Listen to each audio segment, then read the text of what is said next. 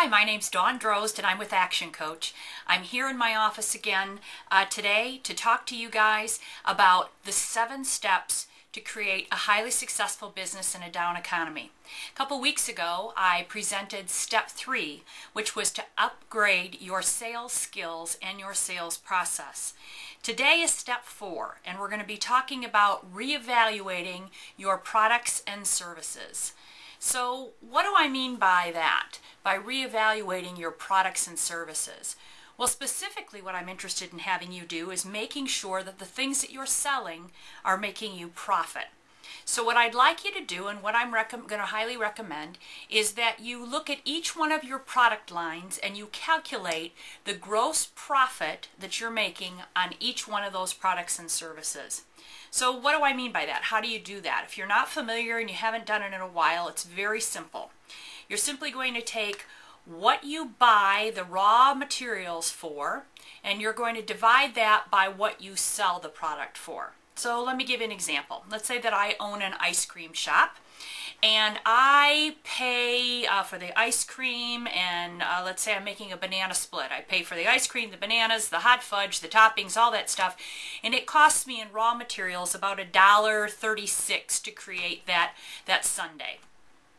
If I sell that sundae for $3.49, what I can do is I can now calculate my gross profit. So I take my $1.36 divided by my $3.49. If you run that out on a calculator, it comes out to be approximately 39% in gross profit. Now, once you've decided that and you know exactly what your gross profit is on that particular product, you have 2 options. One is you can then say, all right, I make a great gross profit on this. I'm really happy with that. In fact, it's one of my higher gross profit items.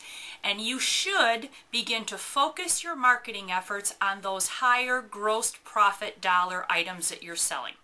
That's going to help you to really increase your profit margins down at the bottom line, money that you're going to keep in the end.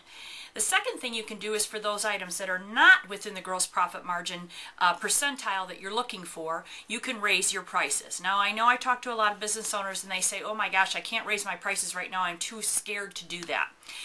It's really important that you not be losing money on a lot of your items. Now, maybe there's some that you can't inch up, but if you can inch up just your prices a little bit over many items, it'll have a huge impact on your bottom line.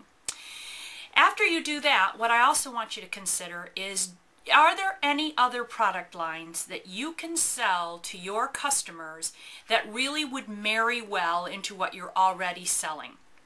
Particularly if they happen to be items that you can sell for a higher gross profit margin. So be on the lookout out there for something that would make complete sense to sell to your exact same customer base, things that they would be looking for that are going to help you boost your sales.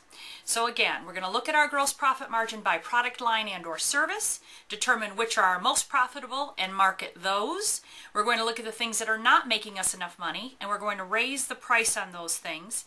And then lastly, we're going to look into, are there any other items that would logically fit into my product lineup that I may not have thought of before and may be able to carry a higher gross profit for my company. If you do those things, I guarantee you that it will have a positive impact on your bottom line and will help boost your profits during a down economy. In a couple weeks from now, it'll be our next step, step 5, and that step is going to be reevaluating your customer experience to make sure you're delivering exactly the best service that you can. So in the meantime, this is Dawn Drozd with Action Coach to your success.